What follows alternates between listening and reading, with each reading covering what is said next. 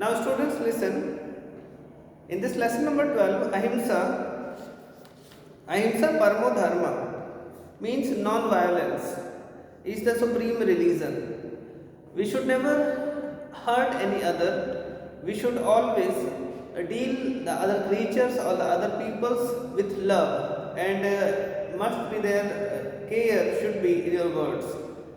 Always we should follow Ahimsa, that is the supreme religion.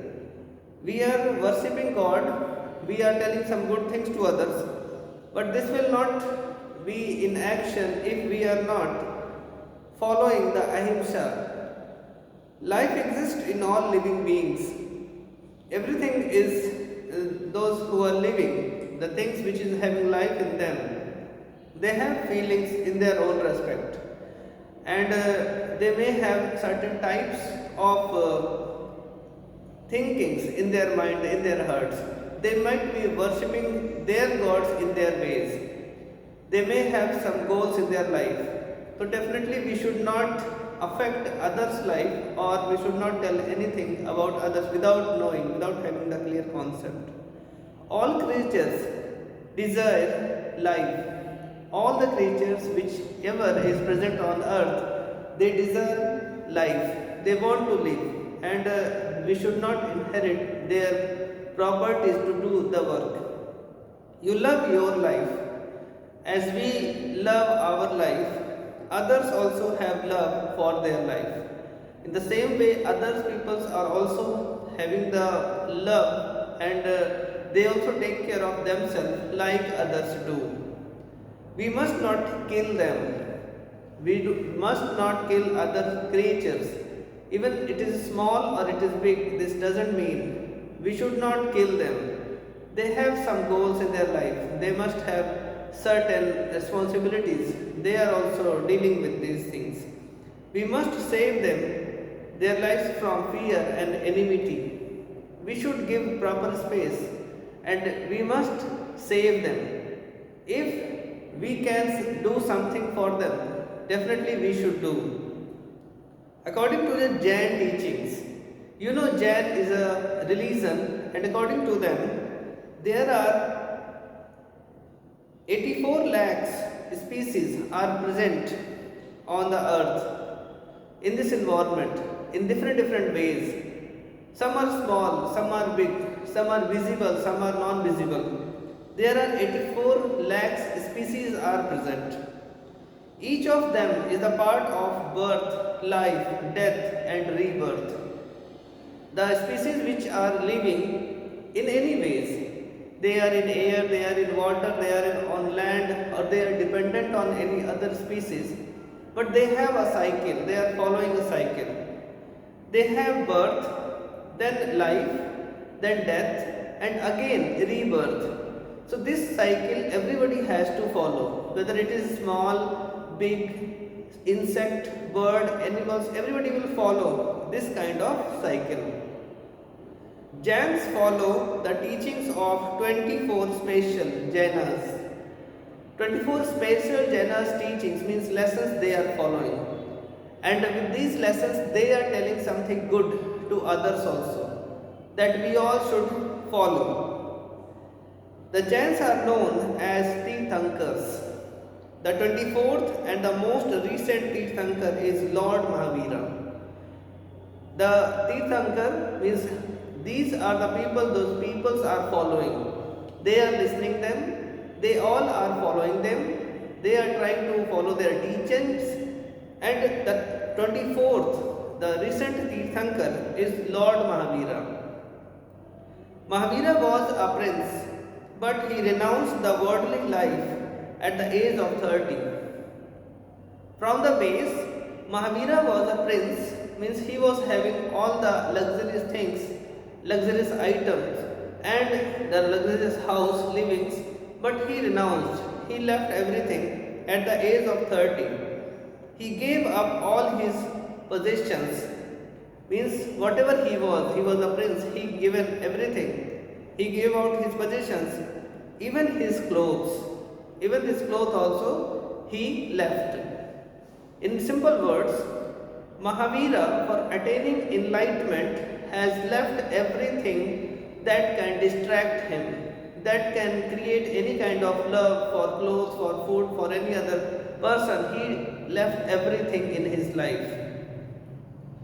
Now he possessed his next 12 years of life through great hardship. Means he suffered a lot. He went here and there, in villages, in towns, in forests he went. He realized everything, that how much pain they are feeling, the animals, the birds, everything they are feeling. He trained himself to endure the pain and discomfort of the body. And he feel everything, he trained himself to feel the pain and the love for others.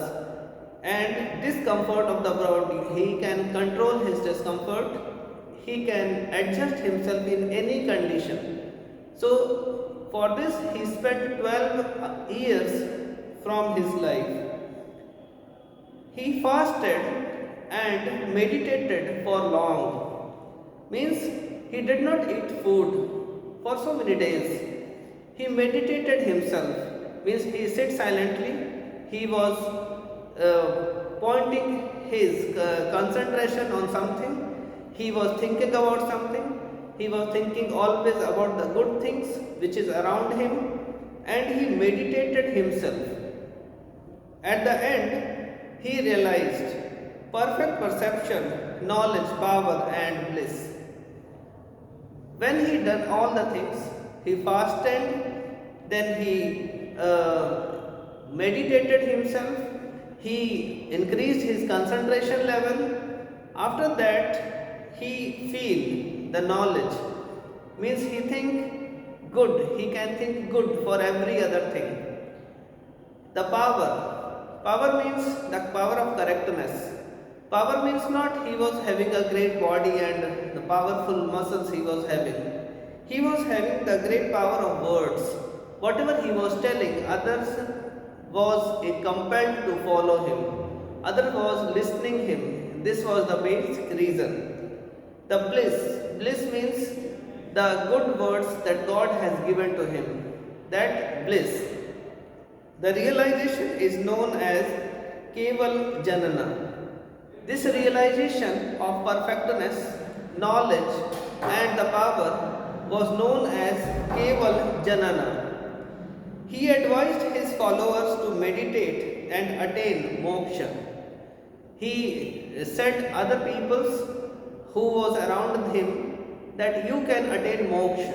Moksha means you can come out of the cycle of birth, then your young age, then old age, then death, then again rebirth. You can come out of this cycle. So he given the lesson of moksha, that you can do good, you can worship God, and you can attain good life after this rebirth and cycle. Once a king, Prasenjit, come to the Lord Mahavira and asked. This king Prasenjit came to the Lord Mahavira and it asked that what is meditation, samadhi, dhyana.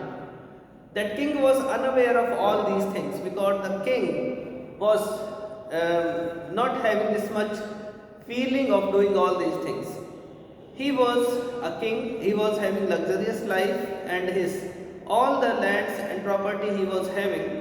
So he came to Lord Mahavira and asked, what is meditation? What is samadhi? What is dhyana? What is this? What you are getting from this? Why are you doing this? You are more happier than me. I have money, diamonds, everything, horses, everything. But I am not happy. You are more happier than me. You are not having anything, but still you can live freely than me. I am ready to buy it. The king said, give me this, I am ready to buy, I will buy it, whatever be the cost. How much you are asking, I will give you the money. But I want this samadhi, dhyan, I want this relaxation in my heart.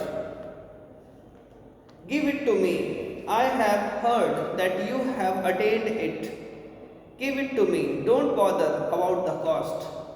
The king has given so many lewd offers to the Lord Mahavira that the samadhi, the dhyan, the knowledge, the power which you attained, give it to me. I will pay the cost. And whatever the money you want, I will give you because you are more relaxed, you are more happier, you have more knowledge than me. I am a king, but I have money, but I am not having this kind of relaxation that you are having. Mahavira said, there is no need to come to me.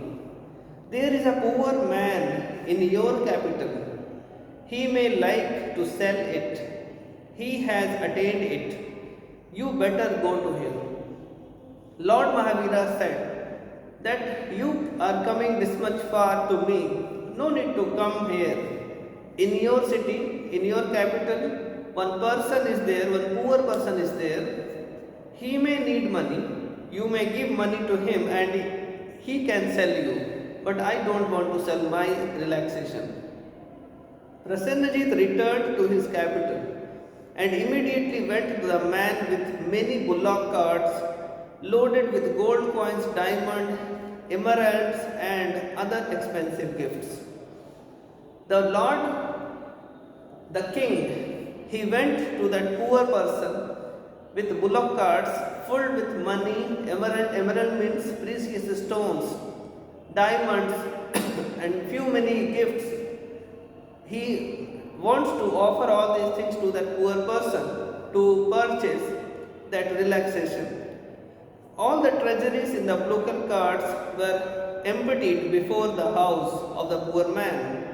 The man said, take all these and if you need more, I can give more, but where is the samadhi?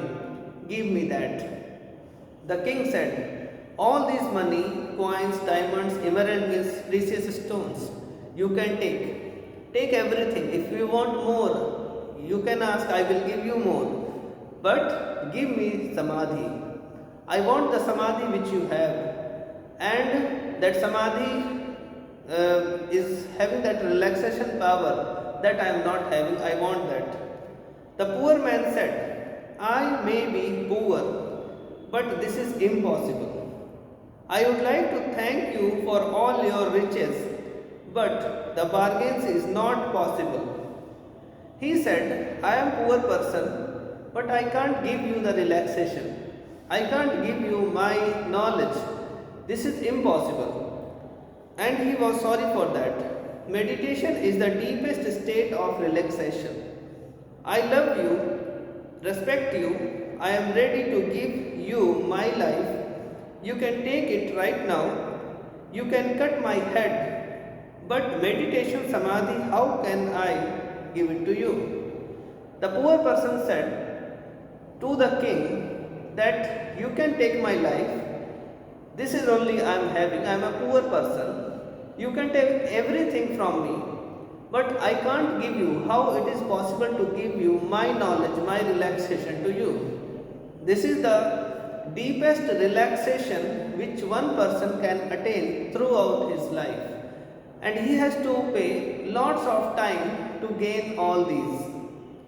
The king realized that everything is taken away when one dies except samadhi.